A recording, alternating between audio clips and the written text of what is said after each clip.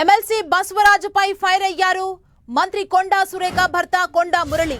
MLC సారయ్యపై సంచలన comments చేశారు. BRS నుంచి వచ్చిన సారయ్య వెంటనే ఆ పార్టీకి రాజీనామా చేయాలని డిమాండ్ చేశారు. తాను ఏకగ్రీవ ఎమ్మెల్సీనైనా రాజీనామా చేశానని, సారయ్యకు దమ్ముంటే వెంటనే రాజీనామా చేయాలన్నారు. బసవరాజు సారయ్య బీసీ నాయకుడిగా ఉంటూ బీసీలకే అన్యాయం చేస్తున్నారని ఆరోపించారు. ఈ నియోజకవర్గంలో కొండా సురేఖ గారు మంత్రిగా ఉన్నారు. మరి అలాంటి పరిస్థితుల్లో బీద వాళ్ళకి ఎక్కడ కూడా అన్యాయం జరగద్దని నిజంగా కూడా మెయిన్ రోడ్ మీద కూడా లేవు, ఇవి పక్క సందులో ఉన్నాయి. మరి ఒక బీసీ నాయకుడు అయ్యిండు కూడా మరి ఇలా కులగొట్టించుడు కరెక్టే కాదు. మరి ఆయన కరెక్ట్ ఉండేది ఉంటే 4 పోషబోగులు ఇంకెక్కువ కట్టించి ఆయన పక్క పెట్టుకోమనండి.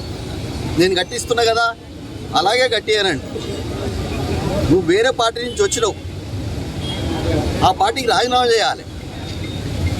ఎందుకంటే మనం బీసీలో మనకు ఒక ఆత్మగౌరవం ఉంది.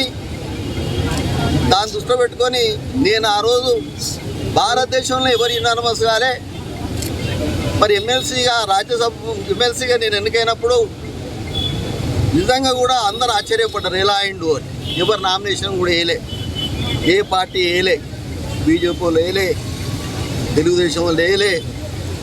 ఎందుకంటే కొండమూరులో అటువంటి ఉంటే న్యాయం జరుగుతుంది.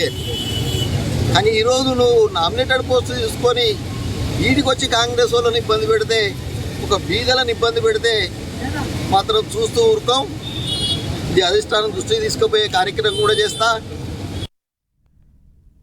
ఇక ఇదే అంశానికి సంబంధించి మరింత సమాచారం మా వరంగల్ ప్రతినిధి కుమారస్వామి అందిస్తారు. కుమారస్వామి. ఎస్ సుమా, వరంగల్ జిల్లాకు సంబంధించినటువంటి కాంగ్రెస్ పాలిటిక్స్లో హీట్ పెరుగుతుందని చెప్పవచ్చు. ఇప్పటివరకు కొండా సురేఖతో పాటు మిగతా ఆ పార్టీకి సంబంధించినటువంటి 2-3 ఎమ్మెల్యేలు, అదేవిధంగా ముఖ్య నాయకులతో ఆమెకి సఖ్యత లేకపోవడం అనేటువంటిది ఇప్పుడు తెరపైకి వచ్చినట్టు అంశం. కానీ ఇప్పటి వరకు కొండా మురళి ఎక్కడా కూడా యాక్టివ్ పాలిటిక్స్లో, గ్రూప్ పాలిటిక్స్లో ఎక్కడ కూడా యాక్టివ్గా ఇన్వాల్వ్ కాలేదు. కొండా మురళి ఇప్పుడు బయటికి రావడం, తెరపైకి రావడం అనేటువంటిది ఇప్పుడు హాట్ టాపిక్గా మారినటువంటి పరిస్థితి ఉంది. ఇటీవల మొన్న 2 రోజుల క్రితము వరంగల్ నగరంలో ఉన్నటువంటి వరంగల్ తూర్పు నియోజకవర్గంలో వరంగల్ నగరంలో ఉన్నటువంటి పోచం మైదాన్ లోపల కొందరు చిరు వ్యాపారులకు సంబంధించినటువంటి డబ్బాలు, వాళ్ళకి సంబంధించినటువంటి చిరు షాపులను కార్పొరేషన్ అధికారులు పక్కకు జరపడం అనేది జరిగింది. వాళ్ళన్నింటినీ కూడా తొలగించడం అనేది జరిగింది.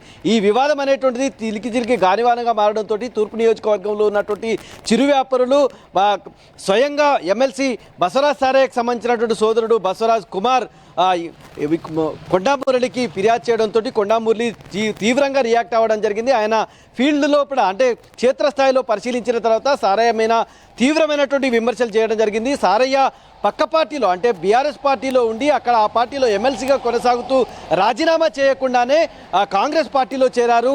కాంగ్రెస్ పార్టీలో చేరిన తర్వాత ఇలాంటి పేదలకి అన్యాయం జరిగేటువంటి కార్యక్రమాలు చేస్తే ఊరుకునే ప్రసక్తి లేదు. వరంగల్లో కొండా ప్రభుత్వం నడుస్తుంది. పేదలకు అన్యాయం జరిగితే కొండా మురళి కానీ కొండా సురేఖ కానీ ఊరుకునే ప్రసక్తే లేదని చెప్పి ఆయన హెచ్చరిక జారీ చేశారు. నేను గతంలో బీఆర్ఎస్ పార్టీలో ఉన్నప్పుడు ఏకగ్రీవంగా ఎమ్మెల్సీగా, స్థానిక సంస్థల ఎమ్మెల్సీగా ఎన్నికైతే ఆయన నైతిక విలువలకు కట్టుబడి తాను రాజీనామా చేసి మళ్ళీ కాంగ్రెస్ పార్టీలో చేరాను. కానీ నువ్వు ఆ పార్టీలో ఎమ్మెల్సీగా కొనసాగుతూ రాజీనామా చేయకుండా కాంగ్రెస్ పార్టీలో చేరావు. నీకు దమ్ముంటే రాజీనామా చేసి ఎమ్మెల్సీగా రాజీనామా చేసి కాంగ్రెస్లో చేరాలి.